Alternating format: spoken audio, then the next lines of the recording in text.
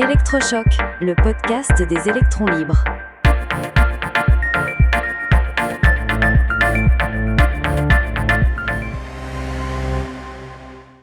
Le paradoxe du porte-conteneur, quand le bout du monde rime avec efficacité énergétique.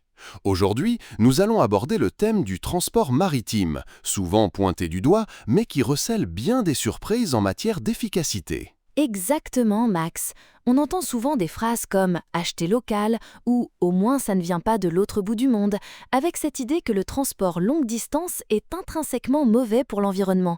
Mais la réalité est bien plus nuancée et même surprenante. C'est une perception très tenace, n'est-ce pas ? Le porte-conteneur, avec son image de géant des mers, est devenu un peu le symbole de cette mondialisation décriée. Pourtant, si l'on regarde les chiffres, le transport maritime est, et de loin, le mode de transport de marchandises le plus efficace d'un point de vue énergétique. Absolument, Max. Pour bien comprendre, imaginons un de ces géants. Prenez le Jacques Saadé par exemple. C'est un navire de près de 400 mètres de long.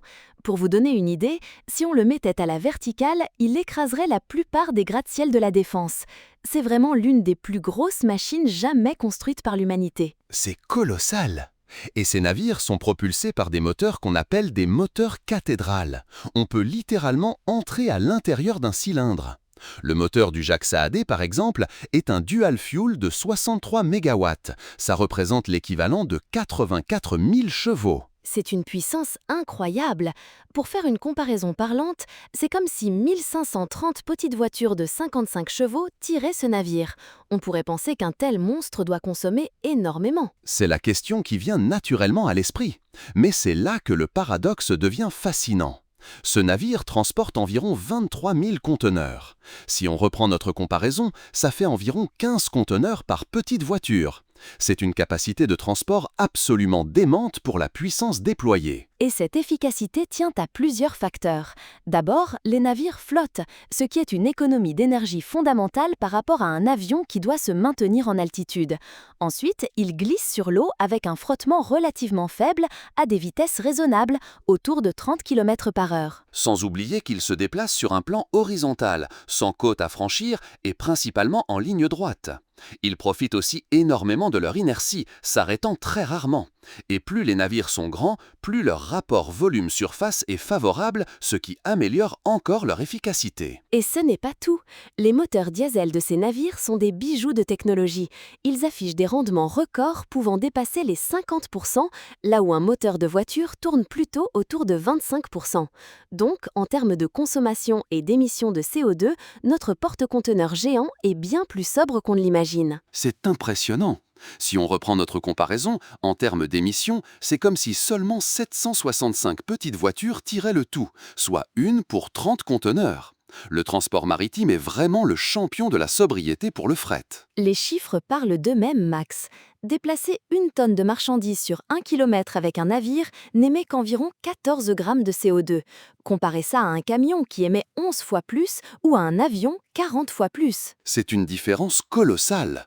Cela signifie qu'importer des marchandises de Singapour à Dunkerque par bateau émet autant que de les faire venir par camion de Barcelone ou même par avion de Caen.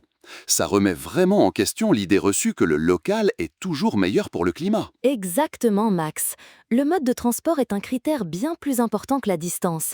Et il faut aussi se rappeler que la part du transport dans le cycle de vie d'un produit est souvent marginale. C'est bien plus le mode de production ou l'utilisation du produit qui pèse le plus lourd en émissions. C'est une information clé. On se focalise souvent sur le transport, alors que l'impact de la fabrication ou de la consommation d'énergie d'un produit est bien supérieur. On peut penser qu'un agneau local est moins carboné que des banales antillaises acheminées par bateau, alors qu'elles le sont beaucoup moins. On pourrait penser au train, qui est aussi très efficace, surtout en France avec notre électricité bas carbone. Et c'est une excellente piste. Mais le train a ses limites en termes de capacité. Pour transporter les 23 000 conteneurs de notre géant des mers, il faudrait un train de 140 km de long. 140 km, c'est inimaginable. Un train qui arriverait à Angoulême n'aurait pas encore quitté Bordeaux. Cela montre bien que le train et le bateau ne sont pas vraiment concurrents, ils sont complémentaires. Le train ne traverse pas les océans et les bateaux n'arrivent pas au cœur des villes. Bien sûr, le transport maritime n'est pas parfait.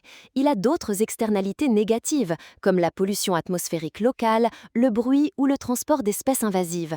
Mais en termes d'efficacité carbone pour le fret, il est imbattable. Il doit donc être systématiquement privilégié face au transport routier et aérien chaque fois que c'est possible.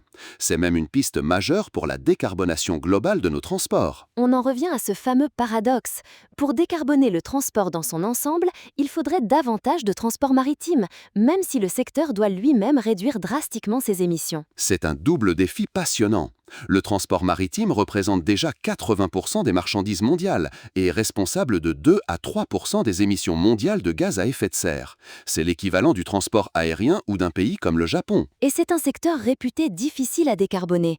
Pourtant, sa transition énergétique et écologique est non seulement nécessaire, mais c'est aussi une priorité stratégique pour toute la chaîne logistique mondiale. Absolument. Il y a des pistes concrètes pour atteindre la neutralité carbone à l'horizon 2050 tout en augmentant le trafic maritime. C'est un avenir où l'efficacité et l'innovation seront au cœur de nos échanges mondiaux. Un avenir où le bout du monde rime avec une logistique plus intelligente et plus respectueuse de l'environnement. C'est un message d'optimisme et de pragmatisme que nous voulions partager aujourd'hui. Merci Céleste pour cette discussion éclairante et merci à vous, chers auditeurs, de nous avoir suivis. À très bientôt pour un nouveau sujet passionnant. Soutenez les électrons libres. Abonnez-vous sur lel.media.